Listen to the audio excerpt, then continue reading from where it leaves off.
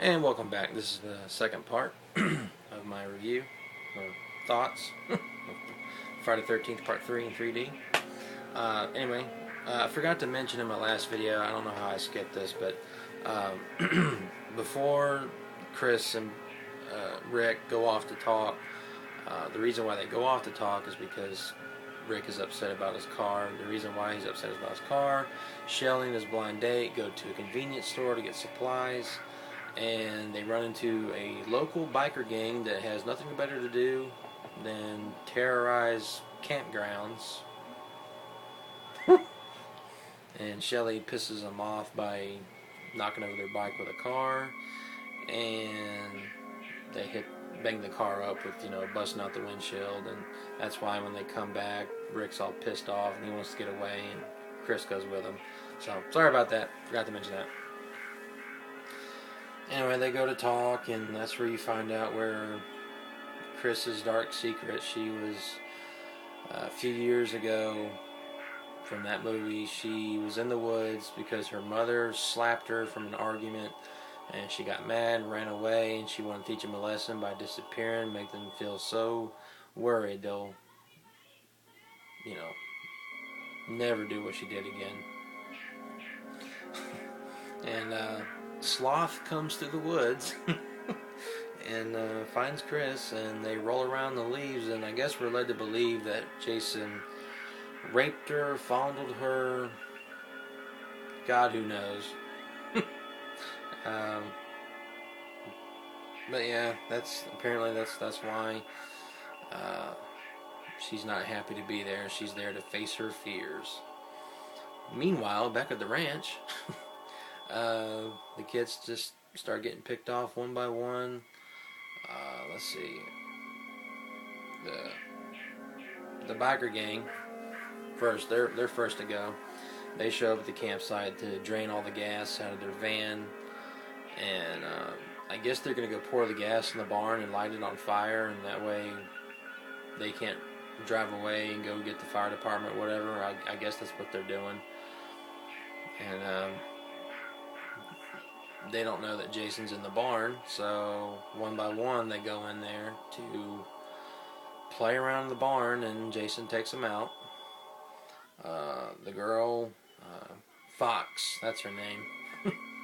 She gets I think it was a pitchfork to the neck, but she's like elevated like on a beam on the very top of the barn.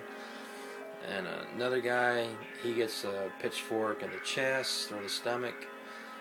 And Ali, the leader of the gang, he goes in there and basically gets just bitch slapped by Jason. And a couple of hits on the head. I don't know what Jason does to him when he falls to the ground. He knocks out Ali, and Ali gets knocked out. But anyway, I guess hits him on the head a few times with a club. I don't know what the hell he's doing to him, but anyway, we're led to believe he's dead. And the movie goes on with fruit juggling, popcorn, flying at the screen, bunch of, not gonna lie, kind of pointless, boring stuff. But once Shelley goes into the barn, and Jason kills him, gets the mask, comes out, shoots the girl, Shelley's blind date, in the eye with a harpoon gun, goes in, slashes the guy that likes to stand on his hands, the jock. I guess Jason didn't like the circus, or was jealous he never got to be in the circus, so he's taking out somebody that probably was in the circus. Kills the pregnant girl in the hammock where she's reading a Fangoria magazine, which is pretty ballsy in my opinion, killing a pregnant lady in one of these movies. But it happened here. Moving along, the stoner guy, he gets thrown into a breaker box, and the other girl, I think she got the worst death. Besides the guy getting the machete down to his groin and chest, that was pretty gruesome. But having a glowing hot fire poker from the fireplace being shoved into her chest, it's just, oof, I think she had the worst one. Or Paul with the eyeball popping out. But anyway, Chris and Rick come back. I don't know why I said Paul. His name's Paul, but I'm thinking of Paul from the last one. Rick, I mean. Chris and Rick come back, and, classic, they find their friends dead. Well, actually, Jason takes out Rick first, and then that's when Chris realizes she's in a slasher movie. And so the chase continues. Jason chasing around the place, the barn, breaking in a closet from The Shining. It's pretty cool chase scene, and eventually they go into the barn, and Chris is able to lead Jason up to the top of the barn. She knocks him over the head with a shovel, knocks him unconscious momentarily. She gets a rope, makes a noose out of it to, I guess, lift up hay to the top level. And she puts it around Jason's neck and pushes him over. And she goes down to think everything's fine. And then Jason lifts his hands up like Frankenstein, lifts up his mask, and she's like, "Oh my God, it's you, the one." And he's just like, "Hey, baby, you never called. Remember me? I'm the one that leaves." and she starts to freak out, and Jason's about to pick up that machete and end that bitch. But what happens? Ali comes out of nowhere from a closet in the barn, and kind of lame what happens to him. I was hoping he would at least get a few hits on Jason, but he's just like, "Come here, motherfucker," and turns him around and slices his arm. That was it. Well, you weren't a very big help, except for distracting him, but I guess that's why he was there. But anyway, and then Chris sees an axe and picks it up, and as soon as Jason turns around, she swings it right into his forehead. Well, not forehead, well, side of his forehead. And that's where Jason gets the classic, well, you can't see it very well on this, a slit on the mask that will continue on through the other ones. And she goes out in the lake, classic.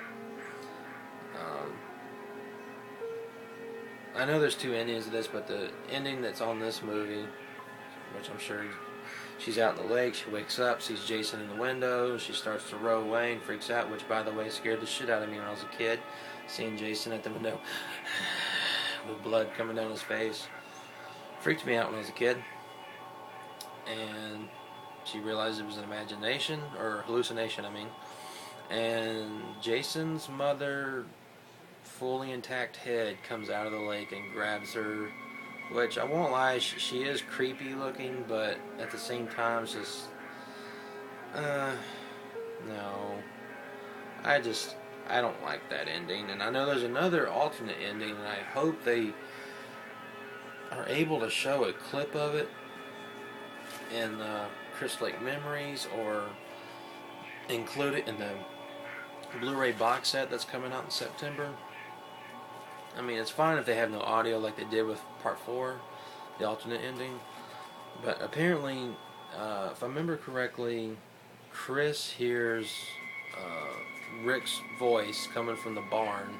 She goes to the barn, and she opens up the barn door, and Jason pops up and slices her head off. And I think that would have been a better ending, because, it's a dark ending, nobody gets away. But I understand they kind of want to have their little dream sequence scare and have the classic, she thought she saw the boy in the lake, or saw the mother in the lake, and the cop says, "There was nobody." And again, I gotta go into another part of this, so going to part 3 of my thoughts. So see you on the next one.